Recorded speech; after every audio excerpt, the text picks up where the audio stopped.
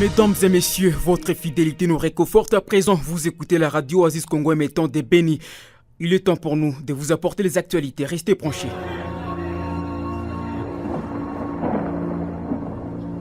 Oasis, la météo.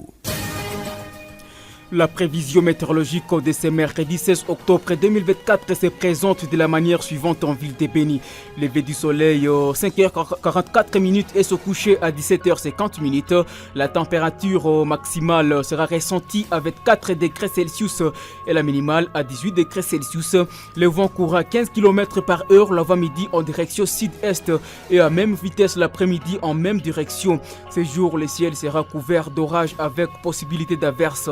La météo prévoit un risque de pluie variant entre 75 et 70%. Prenez donc vos précautions.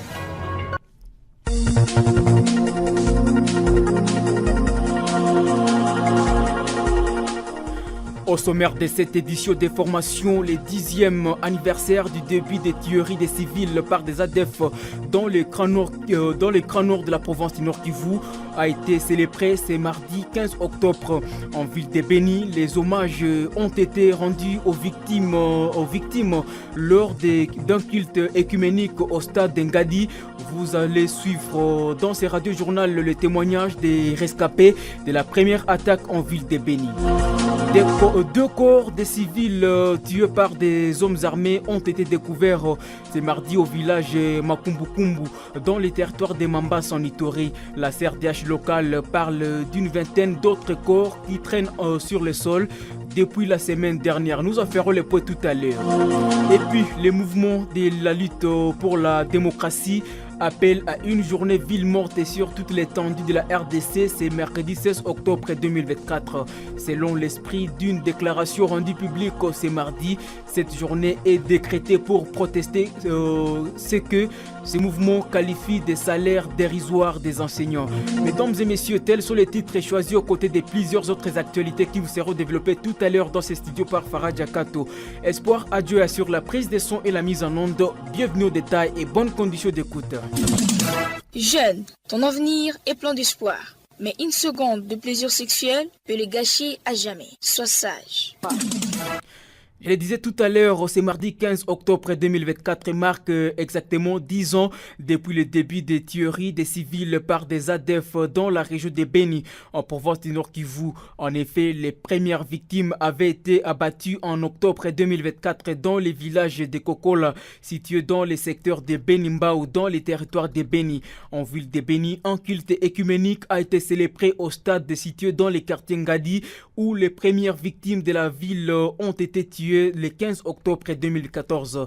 Cette activité était une occasion d'interpeller les autorités du pays à tous les niveaux pour qu'elles prennent la situation sécuritaire de l'Est de la RDC au sérieux afin de mettre fin aux violences rebelles. Maître Pepe Kavota, président de la société civile de Béni, revient ici sur quelques recommandations. Reconstruire les villages détruits par les ADF pour permettre le retour de la population. Au ministre des Affaires sociales et Actions humanitaires et du plan, doter la République des plans de prise en charge des catastrophes naturelles et des déplacés internes. Aux autorités territoriales et urbaines, actualiser la cartographie des lieux des massacres et des victimes dans chaque lieu des massacres. À la communauté internationale, de cesser avec l'hypocrisie la double face, mais de prendre au sérieux la question des ADF et du M23. À la population civile, avoir la culture pour la déclaration des décès et des disparus suite aux atrocités des ADF à vue d'une documentation claire. De continuer à collaborer avec les services spécialisés à dénoncer tous les mouvements suspects tout en se désolidarisant avec l'ennemi, du moins pour ceux-là qui seraient des mèches avec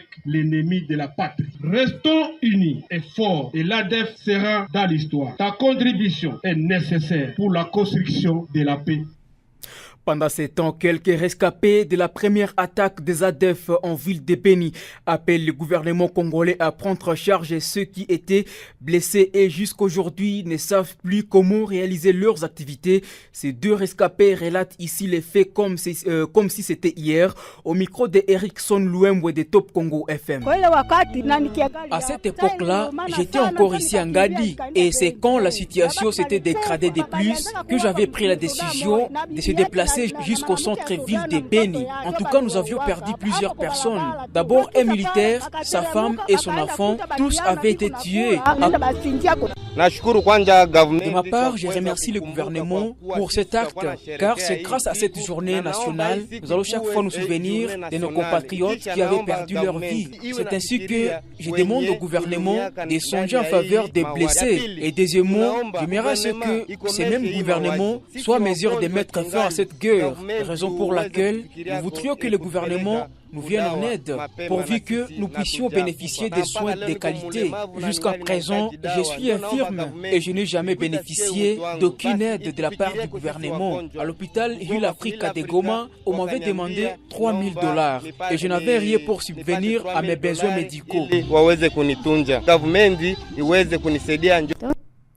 Entre-temps, le député national honoraire Jado Kasereka Mangwengwe regrette que les violences des ADF n'ont pas cessé. Il reste néanmoins convaincu qu'avec les opérations conjointes FARDC-UPDF, dont il figure parmi les initiateurs, la situation sécuritaire pourra s'améliorer.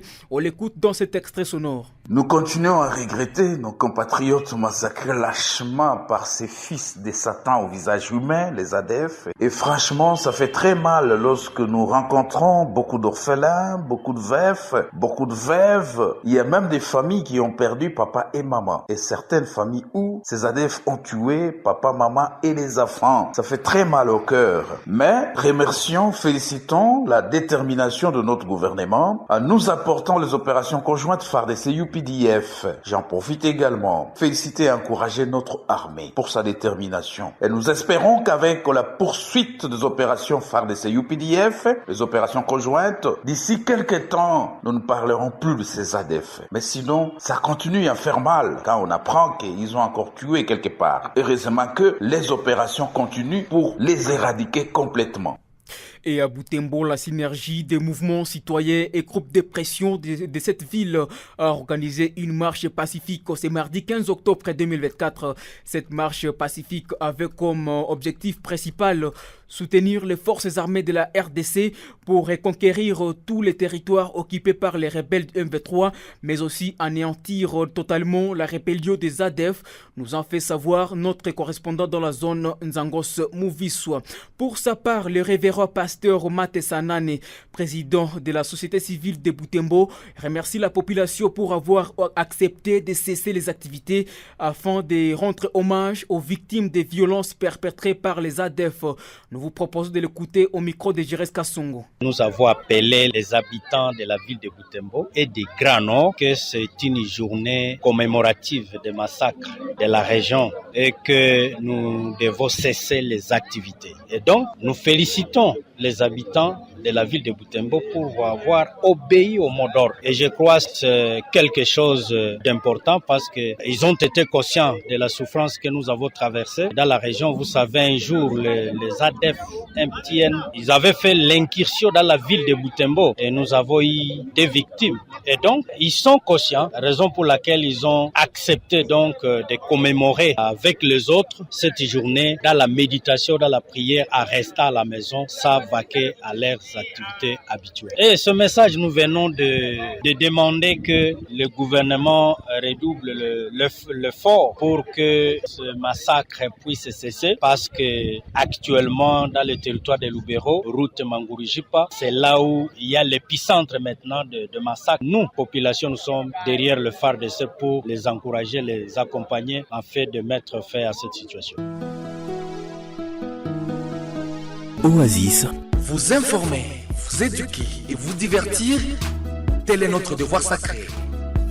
Oasis. Les réalités de votre quotidien. Le manque d'hygiène serait la cause principale des odeurs corporelles qui sont un mélange de la transpiration et de certaines bactéries généralement présentes sur la peau humaine. C'est ce qu'a fait savoir Franck Cassis, un professionnel de santé attaché au laboratoire CMC en ville de Beni au cours d'un entretien avec la radio Oasis Congo le mardi 15 octobre 2024. Ces odeurs sont d'origine buccale, soit au niveau des aisselles du corps humain, a souligné cet expert en santé. Il précise pendant que d'autres cas seraient d'origine héréditaire. Franck Cassis appelle la communauté à la bonne pratique de l'hygiène corporelle pour éviter ces odeurs. On l'écoute interrogé par Bihao Matsungani. Chaque fois, il y a destruction, croissance de certaines cellules qui sont en briques. Alors, quand il y a quelque chose qui est déjà abîmé, normalement, ça sent mauvais. C'est pareil avec le corps humain. Et alors, quand chaque fois, on n'a pas l'hygiène, bain intime, bain corporel, c'est les dents, tout ça, quand on n'a pas l'habitude de faire ça, toutes ces cellules-là qui sont en train de mourir, qui sont en train de pétrir, cette nécrobiose cellulaire, ça pourrait entraîner des mauvaises odeurs. Il y a des plaies infectées. Il y a beaucoup de problèmes qui peuvent aussi accentuer ces odeurs. Il peut y avoir des problèmes dermatologiques quand on n'a pas une bonne hygiène avec le corps humain.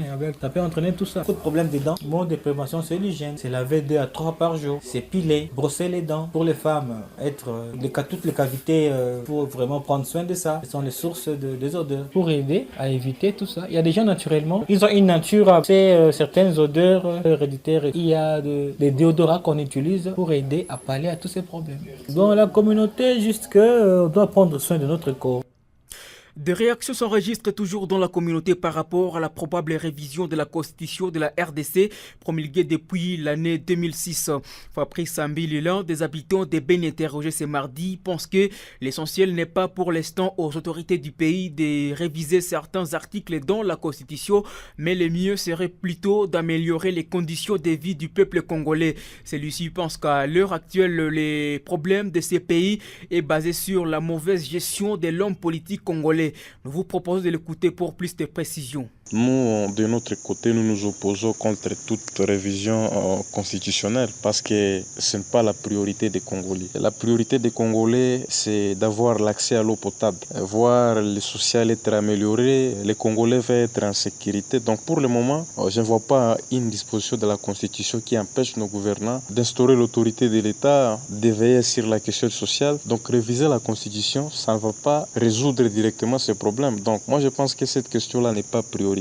Nous nous opposons à toute tentative de révision constitutionnelle, premièrement parce que la population congolaise fait face à d'énormes défis sur les plans socio-économiques qui seraient prioritaires. Nous avons la pauvreté, il y a le manque d'accès aux services de base, une insécurité persistante, surtout dans la partie nord-ouest, notamment à Beni. Donc plutôt que de se focaliser sur des amendements constitutionnels, nous pensons que le gouvernement devrait concentrer ses efforts sur l'amélioration des conditions de vie, c'est-à-dire l'éducation, la santé et la sécurité des citoyens. De plus, même le contexte actuel ne permet pas la révision constitutionnelle parce que lorsque vous lisez l'article 219 de la Constitution, cette disposition stipule clairement qu'aucune révision ne peut intervenir lorsque le pays est en état de siège ou en guerre. Or, personne ou d'aucun ignore que le Nord Kivu et l'Ituri sont sous état de siège. Nous pensons qu'au lieu de changer la Constitution, il serait plus judicieux d'améliorer la gouvernance et la gestion des ressources pour un développement durable parce que les problèmes, ce n'est pas la Constitution. Les problèmes, la gestion. La Constitution ne bloque aucun de nos dirigeants d'améliorer les social des Congolais, de faire en sorte que le taux d'échange soit stable. Il se pose un problème des hommes et non pas un problème de textes et de lois.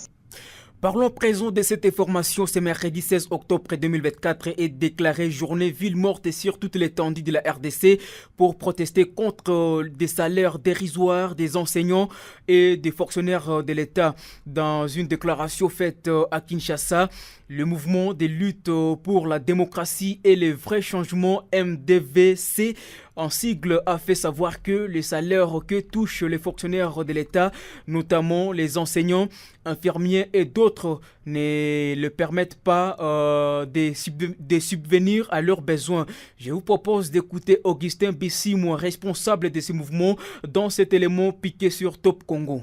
envie de sauver l'éducation nationale et de protester contre ces salaires de misère imposés aux enseignants et aux autres fonctionnaires de l'État pendant que les politiques se la coulent douce, le MDVC, en collaboration avec d'autres forces politiques et sociales acquises au vrai changement, annonce une journée ville morte sur toute l'étendue du territoire national. Ainsi donc, la journée de ce mercredi 16 octobre 2024 est décrétée journée sans travail, sans école, sans transport, sans marché, sans boutique ni magasin sur toute l'étendue du territoire national, dans le but de lancer un message collectif au gouvernement congolais et le pousser ainsi à prendre ses responsabilités. Comme l'avait dit Emery Patrice Lumumba, héros national, sans lutte, nous n'obtiendrons rien, ni aujourd'hui ni demain. On ne libère pas un peuple, le peuple se libère.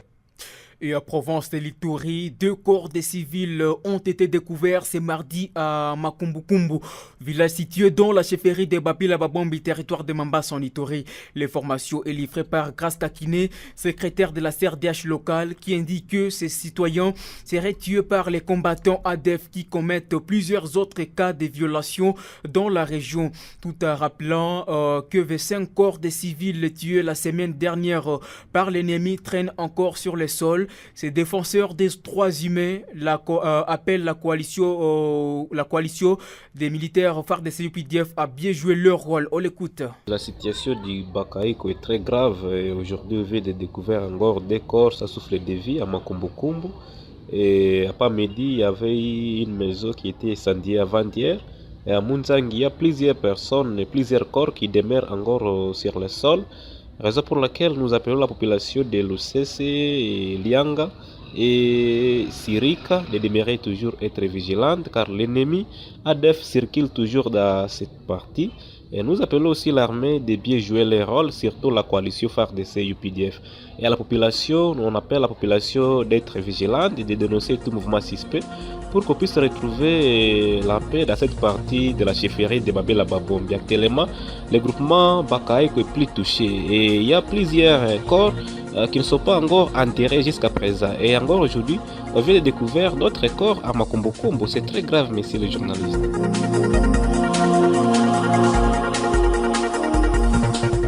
Messieurs, mesdames, ce sera la fin de cette édition des formations mise en onde par Espoir Adjoya. Mon nom est Farah Diakato. J'étais devant ce micro pour la présentation de cette édition des formations. Merci à toute l'équipe qui l'a rendu possible.